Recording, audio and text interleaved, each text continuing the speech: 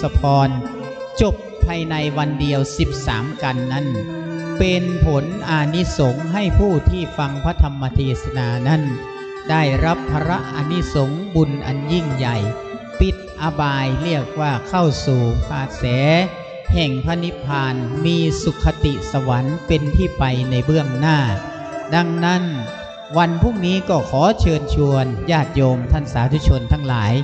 มาร่วมกันฟังเทศน์พระธรรมเทศนาประจำปีเกิดของเราทั้ง12 ปีทั้ง12ราศีปีเกิดของเราที่พระสงฆ์จะมาแสดงองค์พระธรรมแสดงพระธรรมเทศนาจะมาแสดงในวันพรุ่งนี้ตั้งแต่กันทศพรกันหิมพานต์ทานกันซึ่งเป็นปีเกิดของแต่ละคนแต่ละท่านของเราทั้งหลายซึ่งเราทั้งหลายนั้นมีคติความเชื่อเป็นต้นว่า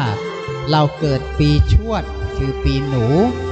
เราก็ฟังพระธรรมเทศนาในกันทศพรทศพรคือพร10ประการที่พระอินทร์ให้พรแก่นางพระนางพุทธดีที่จะลงมาเกิดเป็นมนุษย์แล้วก็จะได้เป็นผู้ที่ปรากฏในพระธรรมเทศนาในการทศพรกันหิมพานต์ก็บูชาปีเกิดของศรัทธาญาติโยมที่เกิดในปีฉลูใครปีฉลูก็กันหิมพานต์ทานกันก็สำหรับผู้ที่เกิดปีขานวันนประเวศวันนประเวศก็สำหรับผู้ที่เกิดปีเถาะชูชกการชูชกสำหรับผู้ที่เกิดปีมะโรงจุลพลสำหรับคนที่เกิดปีมะเสงโมเล็กมหาพลสำหรับผู้ที่เกิดปีมะเมียปีมะเมียหรือว่าปีม้าอันนี้กันกุมารก็สำหรับผู้ที่เกิดปีมะแม่ปีแพะกันมัตสีนี่ก็สำหรับผู้ที่เกิดปีวอกหรือว่าปีลิง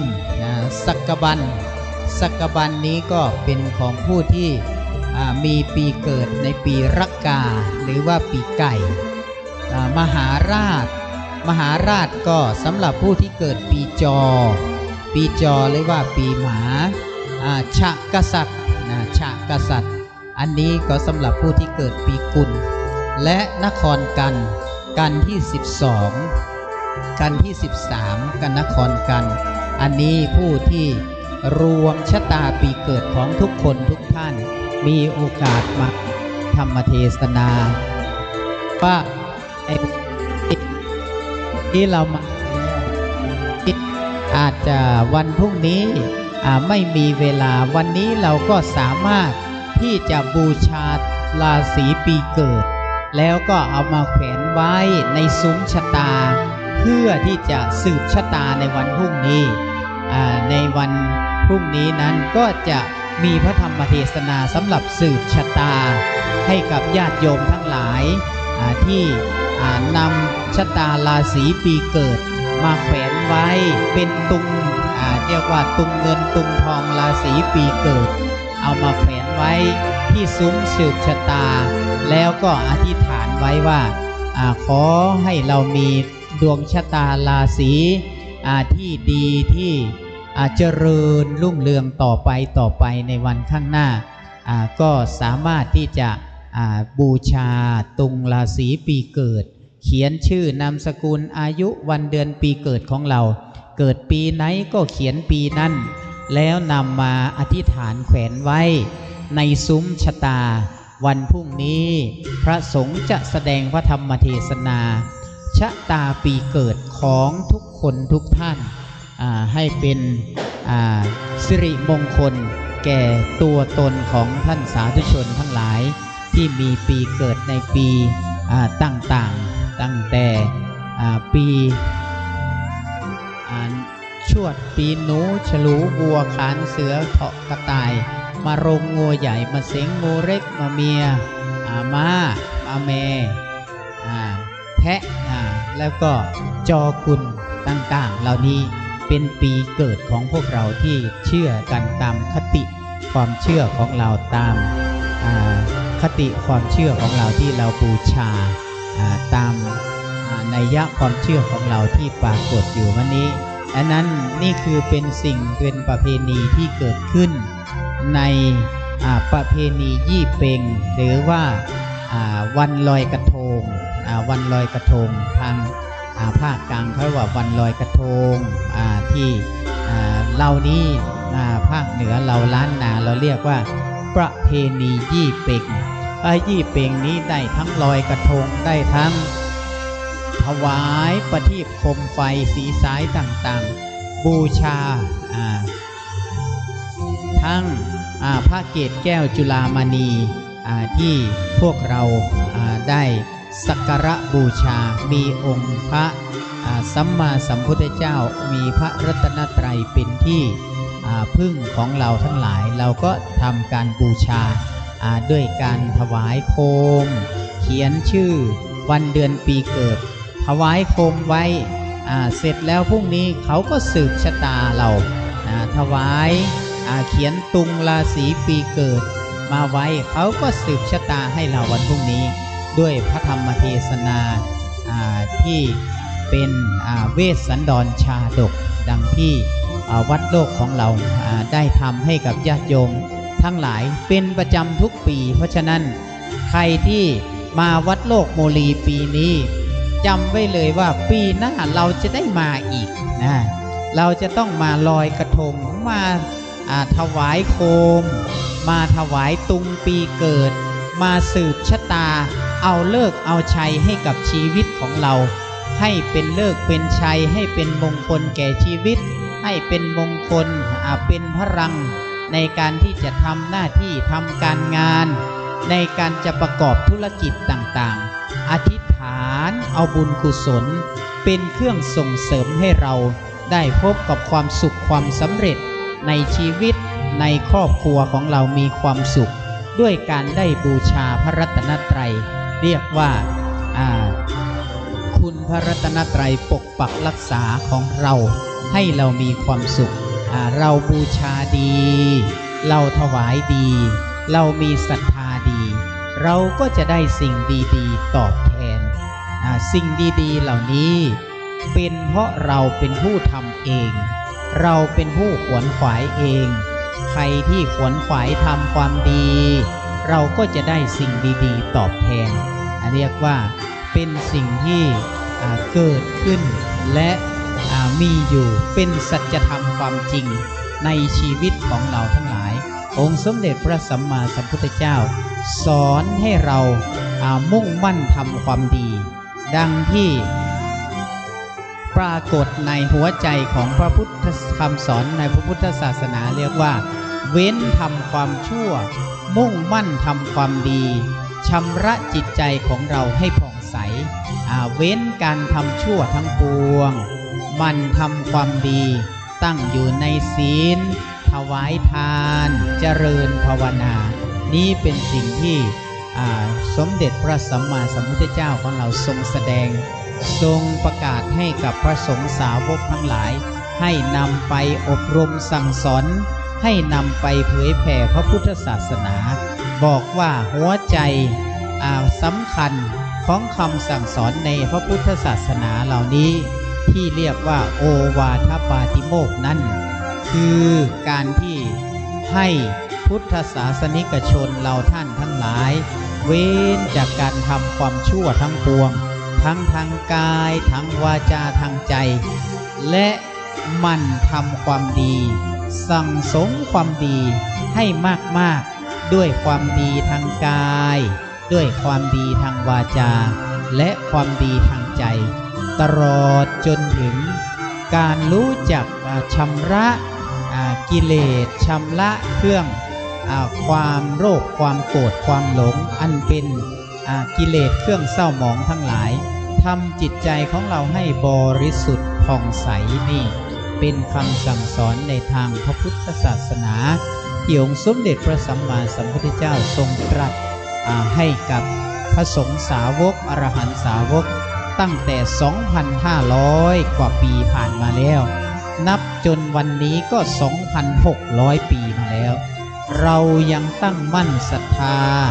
ในพระพุทธศาสนาเรายังตั้งมั่นศรัทธาในพระรัตนตรัยเราถือปฏิบัติสิ่งต่างๆตามวิถีแห่งความเป็นชาวพุทธตามวิถีแห่งความเป็นพุทธมามกะ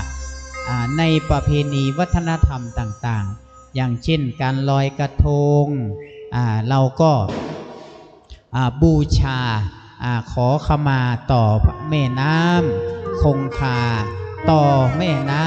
ำที่เราได้ใช้ได้สอยเราได้บริโภคเราได้อาจจะมีความพลั้งพลาดเราก็ทำการบูชาขอขมาสักอย่างนี้เป็นต้นเหมือนอย่างที่เราเข้ามาในวัดโลกโมลีได้เห็นได้สัมผัสบรรยากาศต่างๆก็ขอให้ทุกท่านได้เอื้อเฟื้อได้ช่วยกันในการที่จะจอดรถก็ดีในการที่จะเดินก็ดีทำกิจกรรมต่างๆให้เอื้อเฟื้อต่อกันและกันเที่ยวด้วยกันทำบุญด้วยกันอย่างมีความสุขมีความเอื้อเฟื้อต่อกันและกันนี้เป็นสิ่งที่เราทั้งหลายได้ทำร่วมกันในโอกาสที่เป็นมหากุศลเรียกว่าในโอกาสประเพณียี่เปงประเพณีลอยกระทงของเราในปีหนึ่งก็ให้เรามีโอกาสได้ทำบุญทำกุศลได้ประกอบกิจกรรมต่างๆดังนี้ในช่วงเวลา 2-3 วันเป็นโอกาสที่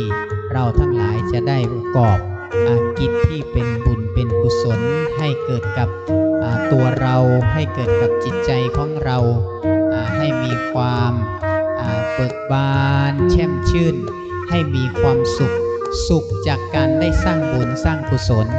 ของญาติโยมทั้งหลายในวันนี้วัดโลกโมลีก็ได้ทำการแสดงพระธรรมเทศนาจัดให้มีการแสดงพระธรรมเทศนาใน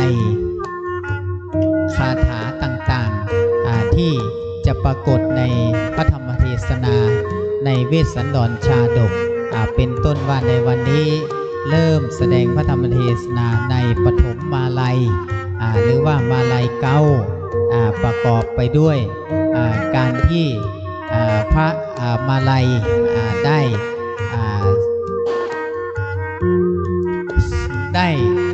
จาริกไปแล้วก็เป็นปฐมเหตุให้ก่อเกิดทำอานิสงส์ต่างๆมีอานิสงส์เวสสันดรชาดกมีคาถาพันคือพันพระคาถาทั้งหมดในเวสสันดรชาดก13กันในวันพรุ่งนี้จำนวน 1,000 พระคาถาที่พระสงฆ์จะมาแสดงพระธรรมเทศนาในวันพรุ่งนี้เป็นอานิสงส์ให้กับญาติโยมสาธุชนทั้งหลาย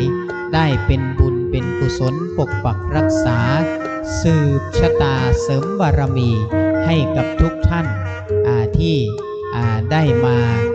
บูชาละตุงราศีปีเกิดเพื่อสืบชะตาในวันพรุ่งนี้เป็นราศีปีเกิดประจำปีของเราประจำวันเกิดของเราแขวนไว้ในขงสืบชะตาในซุ้มสืบชะตาเลยโยมเข้ามาแขวนไว้ข้างในเลยแขวนไว้ข้างในซุ้มตรงไหนก็ได้ในบริเวณซุ้มที่เป็นสืบชะตานี้ญาติโยมสามารถนำตุงราศีปีเกิดที่เขียนชื่อวันเดือนปีเกิดนามสกุลของเราเสร็จแล้วก็นำมาแขวนไว้อธิษฐานให้เรามีความสุขความเจริญให้ชีวิตให้ครอบครัวมีความสุขความเจริญปราศจากทุกโศกโรคภัยทำสิ่งใดก็ให้ประสบความสำเร็จทำสิ่งใดก็ให้มีความเจริญรุ่งเรืองเอาคุณพระพุทธเอาคุณพระธรรมเอาคุณพระสงฆ์เอาบารมีธรรมบุญกุศลที่เราได้ทำนั้นเป็นเครื่องส่งเสริมให้กับชีวิตของเราได้พบความสุขได้พบความเจริญ นี่เป็นสิ่งที่เราทำได้เองนะเป็นสิ่งที่เราต้องทำเองญาติโยมสาธุชนทั้งหลายความดีอันคนดีทำได้ง่ายเพราะว่าเราสาธุชนคนดีทั้งหลายเนี่ยจะทำความดีนี่ไม่เหนื่อยหน่ายไม่ท้อถอยเลยเราตั้งใจแล้วเราก็ทำเลยดีทางกายดีทางวาจาดีทางใจเมื่อทำแล้วความดีนั้นจะรักษาเรา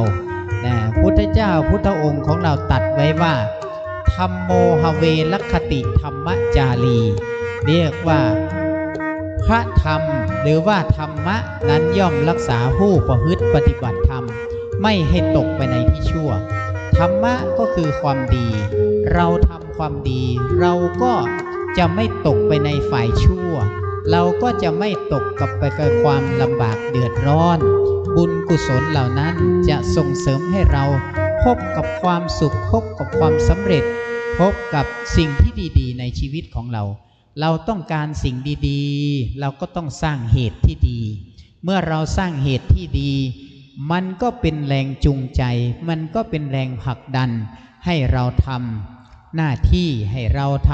ำกิจการต่างๆให้พบกับความสำเร็จได้ในชีวิตของเราอันนี้เรียกว่าเป็นภาระอานิสงส์ผลบุญที่เราได้ทำแล้ว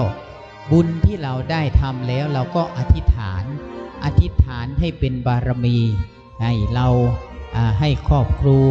ให้ชีวิตของเราพบในความสุขความเจริญอย่างนี้ในวันพรุ่งนี้พระธรรมเทศนาจะเริ่มแสดงพระธรรมเทศนาเทศตั้งแต่7 นาฬิกาเป็นต้นไปตลอดทั้งวัน13 กันญาติโยมถ้าหากอยากจะมาฟังกลับมาวันพรุ่งนี้อีกก็ได้เลิกงานเสร็จแล้วทำงานเสร็จแล้ว 5-6 โมงเย็นก็มาฟังพระธรรมเทศนาร่วมกันวันพรุ่งนี้จะมีการแสดงพระธรรมเทศนาในเวสสันดรชาดกสืบชะตาให้กับญาติโยมสาธุชนทั้งหลายสืบชะตาปีเกิดของเราแต่ละคนแต่ละท่านโดยให้ได้ร่วมบุญร่วมกุศลกันโดยทั่วหน้ากันทุกคนทุกท่าน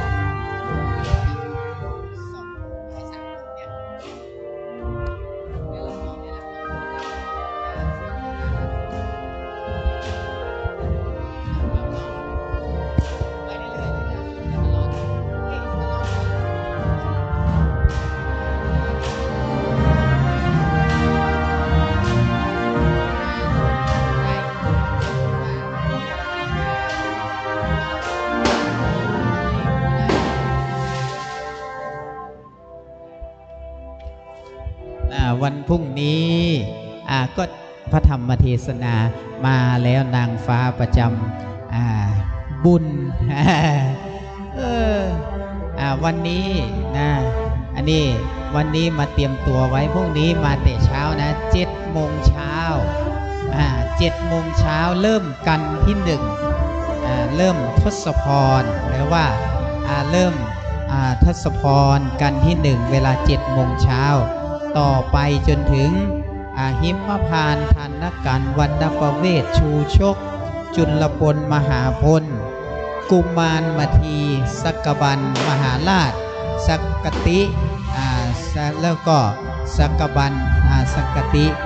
ตลอดจนถึงนครกันจบประมาณ2 ทุ่มครึ่งโดยประมาณ3 ทุ่มก็พระธรรมเทศนาในวันพรุ่งนี้บอกว่ามาร่วมกันฟังพระธรรมเทศนาให้มันครบทั้ง13 กันในวันเดียวนี่มีหลายคนหลายท่านญาติโยมหลายคน ตั้งใจมานั่งฟังตั้งแต่7 โมงเช้าจนถึง2 ทุ่ม3 ทุ่มเรียกว่าผู้ที่ได้ฟังพระธรรมเทศนาเวสสันดรชาดก13 กันในวันเดียวจบรวดเดียวผู้นั้นชื่อว่าได้ปิดอบายมีพระอานิสงส์ยิ่งใหญ่ให้ไปสู่สุคติสวรรค์มีนิพพานเป็นที่สุดอันนี้เรียกว่าเป็นบุญเป็นกุศลที่ยิ่งใหญ่อันนี้เรียกว่าเป็นมหากุศลเป็นบุญใหญ่ในพระพุทธศาสนาประการหนึ่งในบุญ4 ประการที่องค์สมเด็จพระสัมมาสัมพุทธเจ้าทรงตรัสไว้ว่าเป็นมหากุศลหรือว่าเป็นบุญใหญ่บุญพิเศษในพระพุทธศาสนามี4 อย่างคือ 1. บุญมหาชาติเวสสันดรชาดก 2. บุญกฐินหรือว่ากฐินทานที่ว่าเป็นบุญพิเศษที่ยิ่งใหญ่และ 3. บุญการสังคายนาพระธรรมวินัยหมายถึงการได้ส่งเสริมการจารึกการบันทึกพระธรรมคำสอนขององค์สมเด็จพระสัมมาสัมพุทธเจ้าตลอดจนถึงการได้ส่งเสริมการศึกษาพระปริยัติธรรมแก่พระสงฆ์สามเณรผู้สืบทอดคำสั่งสอนขององค์สมเด็จพระสัมมาสัมพุทธเจ้าและประการที่ 4บุญที่ยิ่งใหญ่มีมหากุศลใหญ่นั้นก็คือบุญบรรพชาอุปสมบทการได้ร่วมอนุโมทนาการได้เป็นเจ้าภาพในการบรรพชาอุปสมบทให้กับกุลบุตรผู้มีความเลื่อมใสในพระพุทธศาสนาก็เป็นบุญกุศลอันยิ่งใหญ่เรียกว่าเป็นบุญที่มีอานิสงส์ยิ่งใหญ่4 ประการที่องค์สมเด็จพระสัมมาสัมพุทธเจ้าทรงตรัสรับรองไว้เพราะนั้นญาติโยมสาธุชนทั้งหลายวันพรุ่งนี้ใครอยากได้บุญใหญ่มหากุศลอันยิ่งใหญ่มาร่วมกันฟังพระธรรมเทศนา13 กันในเวสสันดรชาดกหากไม่ได้มาบูชากันเทศบูชากันธรรมไว้ถวายกันเทศไว้สืบชะตาราศีปีเกิดบูชาตุงราศีปีเกิดเขียนชื่อนามสกุลวันเดือนปีเกิดของเราแล้วนำมาแขวนไว้ในซุ้มสืบชะตาก็ได้สืบชะตาราศีปีเกิดของเราได้สืบชะตาเสริมบารมีเสริมบุญของเราให้เป็นบุญเป็นกุศลให้เป็นบารมีเสริมราศีให้แก่เราได้ประสบกับความสุขความเจริญได้พบกับสิ่งดีๆในชีวิตของเรานั่นนี้พรุ่งนี้ก็ขอเชิญชวนญาติโยมทั้งหลายมาร่วมกันฟังพระธรรมเทศนาเทศมหาชาติเวสสันดรชาดกร่วมกัน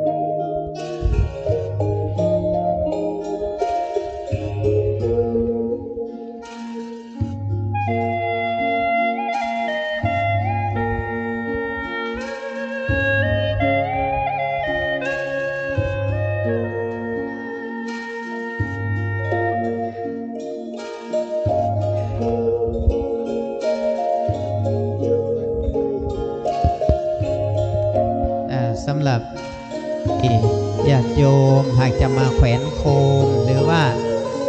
แขวนไว้ที่ในพระวิหารหรือว่าจะแขวนไว้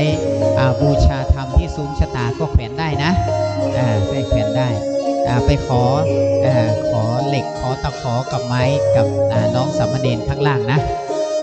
สืบชะตาร่วมกันอาจจะได้วันพรุ่งนี้พระสงฆ์จะแสดงพระธรรมเทศนาสืบชะตาเข้ามาแขวนในซุ้มของสืบชะตาเลยญาติโยมเข้ามาด้านในเลยด้านหน้าพระประธานแล้วก็แขวนไว้อธิษฐานสืบชะตาราศีปีเกิดของเราให้มีความสุขความเจริญมีอายุมั่นขวัญยืนไม่เจ็บไม่ไข้ไม่ลำบากไม่ยากจนพบกับความสุขความสำเร็จในหน้าที่ในการงานในการศึกษาให้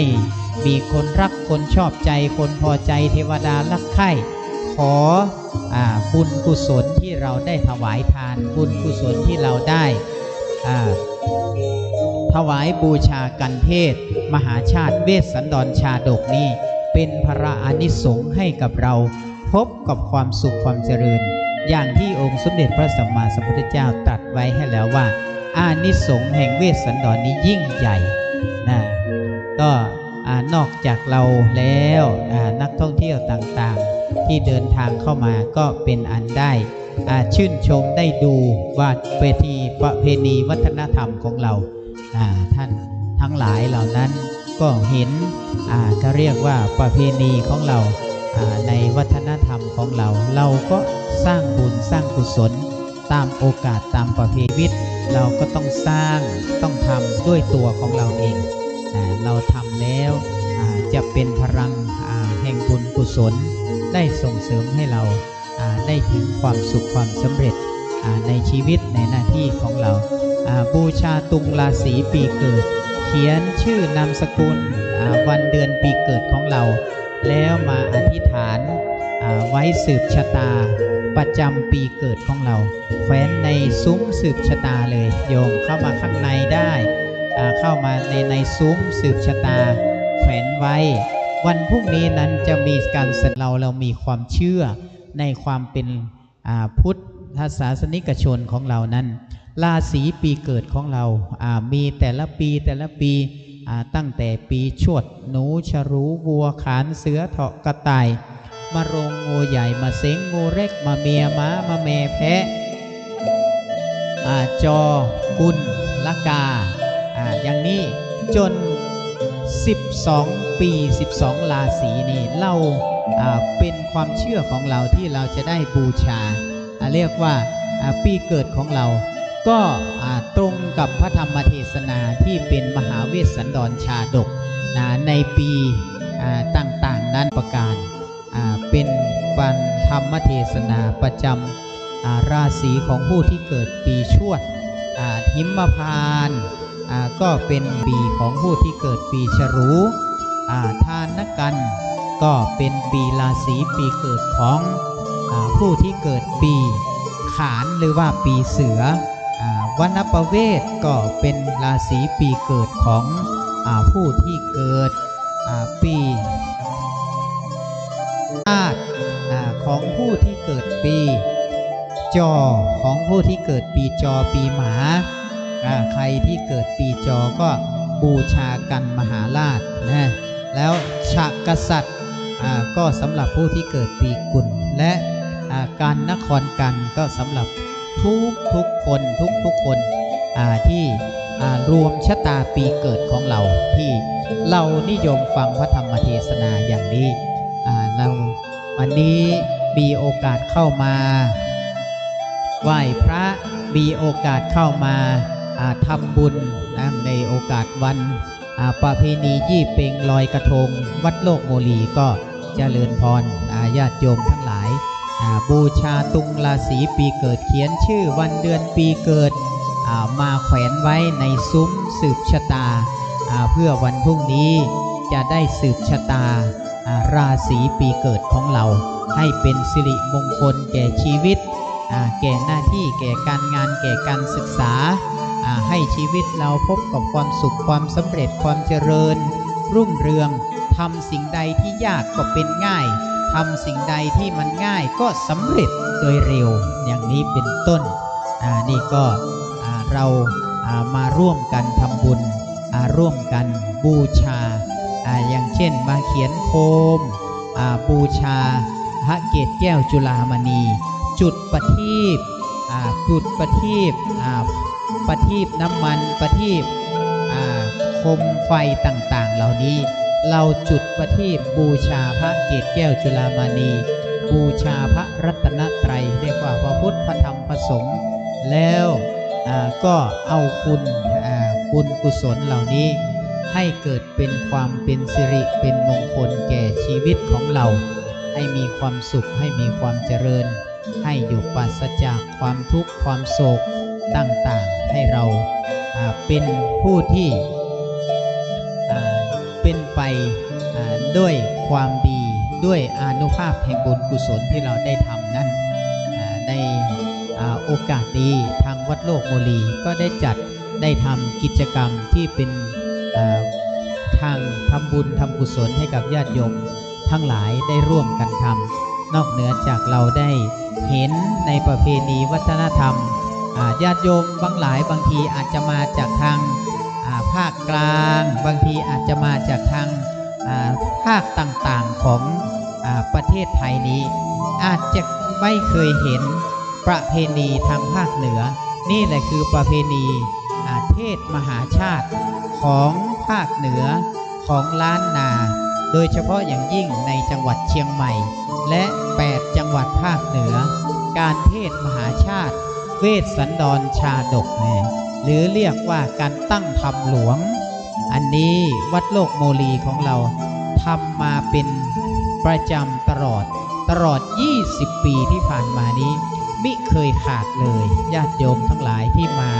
วัดโลกโมลีเป็นประจำก็จะได้เห็นแล้วก็จะได้มาร่วมกิจกรรมนี้เป็นประจำทุกปี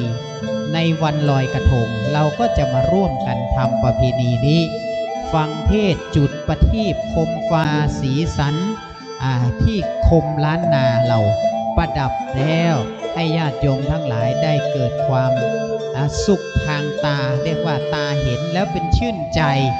ได้ถ่ายภาพได้ประกอบกิจกรรมอันเป็นบุญเป็นกุศลเขียนชื่อเขียนนามสกุลลงบนโคมที่ถวายต่อพระรัตนตรัยให้มีความสุขความเจริญจุดประทีปดวงประทีปบูชาไฟบูชาพระเกศแก้วจุฬามณีจุดประทีปสีสายเขาเรียกว่าเมืองเหนือเราเรียกว่าประทีปสีสายนะไม่ใช่เทียนนะแต่เป็นกระถางประทีปดวงเล็กๆประทีปแต่ละดวงเมื่อเราจุดเสร็จแล้วเราก็อธิษฐานสัจจะอธิษฐานบูชาพระรัตนตรัยบูชาพระเกศแก้วจุฬามณีที่ประดิษฐานอยู่บนสวงสวรรค์ชั้นดุสิตอันเป็นพระบรมสารีริกธาตุขององค์สมเด็จพระสัมมาสัมพุทธเจ้าที่เรียกว่า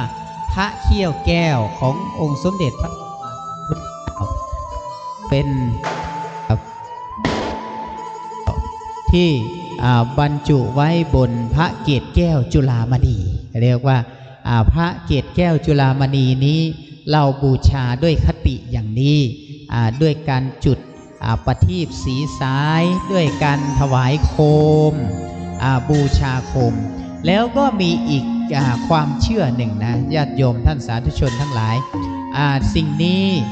อย่างที่เราเห็นญาติโยมทั้งหลายจะเห็นวัดวาต่างๆวัดของเราประดับประดาด้วยประตูซุ้มประตูที่เรียกว่าซุ้มประตูในสมัยเนี่ยเราเรียกว่าซุ้มประตูป่า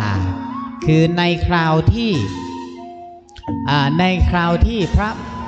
เวสสันดรองค์พระเวสสันดรพระนางพุษดีตลอดจนพระเจ้าสนชัยกันหาชาลีเรียกว่ากษัตริย์ทั้ง6พระองค์จะเสด็จเข้าเมืองพระเวสสันดรจะกลับมาจากป่าหิมพานต์กลับเข้ามาในเมืองพระเจ้าสนชัยก็สั่งให้ชาวบ้านชาวเมืองว่า ช่วยกันประดับประตูซุ้มประตูประดับบ้านของเราให้มันสวยสดงดงามด้วยประทีปโคมไฟด้วยดอกไม้ต่างๆเป็นการต้อนรับพระเวสสันดรเข้าเมืองอย่างญาติโยมทั้งหลายก็จะเห็นไหมได้เห็นประทีปโคมไฟต่างๆที่อยู่ซุ้มประตูวัดต่างๆหรือแม้แต่ซุ้มประตูบ้านของประชาชนทั้งหลายชาวพุทธในภาคเหนือในเชียงใหม่ลำพูนแม่ฮ่องสอนลำปางลำพูนแพร่น่านเนี่ย8 จังหวัดภาคเหนือนี้มีคติความเชื่ออย่างนี้จึงจัดทำซุ้มประตูป่าท่านเดินทางมาจังหวัดเชียงใหม่แล้วไปตามถนนต่างๆตามหมู่บ้านต่างๆตอนนี้จะเห็นซุ้มประตูป่าซุ้มโคมต่างๆที่เนื่องในโอกาสวันลอยกระทงนี้ในประเพณีลอยกระทงนี้ซุ้มนั้นแหละเป็นซุ้มที่จัดตามคติความเชื่อของเราเรียกว่าซุ้มประตูป่าสมโภชการกลับเข้ามาสู่พระนครของพระเวสสันดรพร้อมทั้งพระนางมัตสีและกันหาชาลีพี่น้องอันนี้เรียกว่าเป็นความเชื่อเป็นคติที่เป็นไปตามชาดกที่องค์สมเด็จพระสัมมาสัมพุทธเจ้าทรงแสดงไว้